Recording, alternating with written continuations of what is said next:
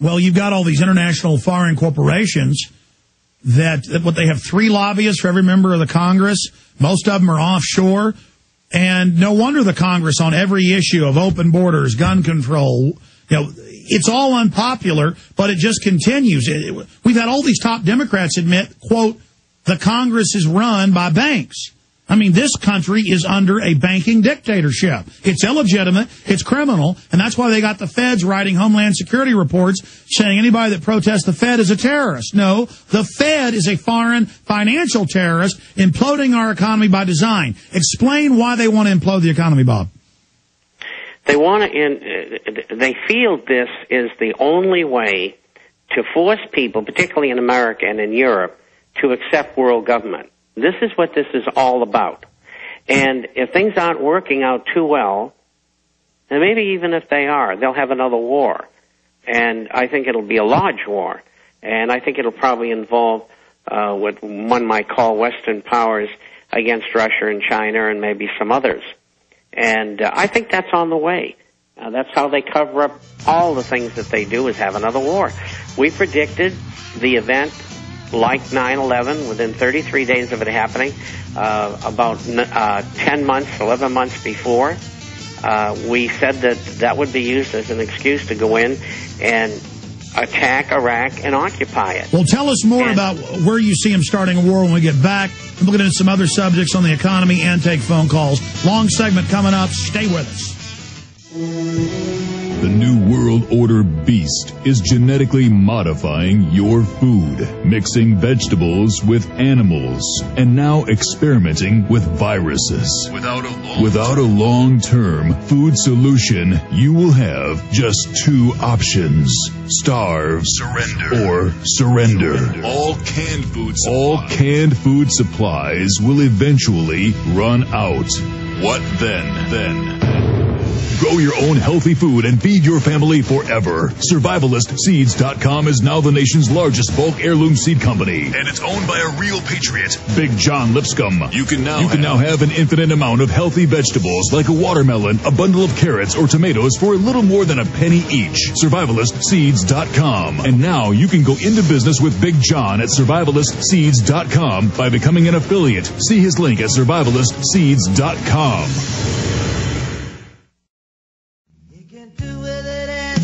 We're talking with Bob Chapman. I want to get his breakdown. He joins us every Friday, the second hour, to talk about the economy. I want to get his take on the carbon tax passing last Friday, passing the House. Kerry's saying it's going to pass the Senate. Senator Kerry, John Kerry, doesn't usually shoot his mouth off. This is just horrible news. It's already been announced. People have seen the bill now. They wouldn't let you read it till after it passed. Home inspections, regulations, taxes. Several states, Ohio and Arizona, are moving to pass state legislation blocking it. This will only accelerate the state sovereignty movement. That's not secession, like the media spins it. That's 9th and 10th Amendment. The states made the feds. We're the bosses. All powers not expressly delegated to the federal government are reserved to the states, the people. I want to talk about that with him and take your phone calls. Before I do that, I want to tell you about this hour's sponsor. He's made this hour of the show possible. That's HomeGain. The website is HomeGain.com. HomeGain.com. It's an absolutely free website, and it has the Home Sale Maximizer to help you determine which home improvements can most increase your home's value before you put it on the market. Very easy to use and absolutely free, and can save you or make you a lot of money either way if you're buying or selling. Check out Max, the little orange gorilla, on the Infowars.com and PrisonPlanet.com banners to HomeGame.com if you miss it. They also have a system that the real estate agents are seeing, gives you free access to that, to put in your home address, and it will tell you what the real estate market behind the scenes really thinks your house is worth. They have a free estimate on your home's value there at HomeGain.com, and a bunch of other free services at HomeGain.com. HomeGain.com. Okay, let's go back now to Bob Chapman. Bob, finish up your point about government-sponsored terror. You know, I predicted, because I saw him fear-mongering, saying flu's about to break out, Then that happened in April. Now they're saying it's going to kill millions, and they got to have worldwide government, and the UN is going to run the New World Order, and they've got to have forced inoculations, and European countries are already starting it, and they have one death in England, and they say that the whole country may get sick from it, when it's nothing. I mean, they're using that as fear. They're moving troops into Pakistan. They're moving Taliban around, which is globalist controlled, to menace everybody. Got a big story about that up on prisonplanet.com from mainstream news sources. Western governments funding Taliban and Al-Qaeda to kill U.S. troops, but not just in Pakistan or Afghanistan. It's now out in the mainstream news that Taliban is being shipped in to attack U.S. forces in Iraq as a pretext to keep them there, manufacturing the whole war. The White House, the last two, Obama and Bush, admit they're funding Wahhabist Al-Qaeda to attack Iran, and the public thinks Iran is Al-Qaeda when it's Shiite, the opposite group. I want to get into that. But you were finishing up with government-sponsored terror. Then I want to get into cap and trade and then calls. Well, in this case, it's not so much terror. It's more about how do we cover up what we've been doing until we want to pull the plug. Again, harking back to the meeting 4 weeks ago in Greece of the Bilderbergers, the number one thing on the agenda was this thing looks like it's getting out of control. Maybe we ought to try to button it up. And the problem is they can't button it up. They've gone too far, and they can't go back. And so I think they're in serious trouble. Yes, they're very aggressive. Good example of that was the aggressive defense made by the Treasury in behalf of the Fed in the face of 1207. And they think that's going to work. And even people in Congress are saying, we can't let the Fed do that. It's really out of their realm. It's a private corporation. No. And so they're running into a lot of roadblocks, but I do think they're going to have another war.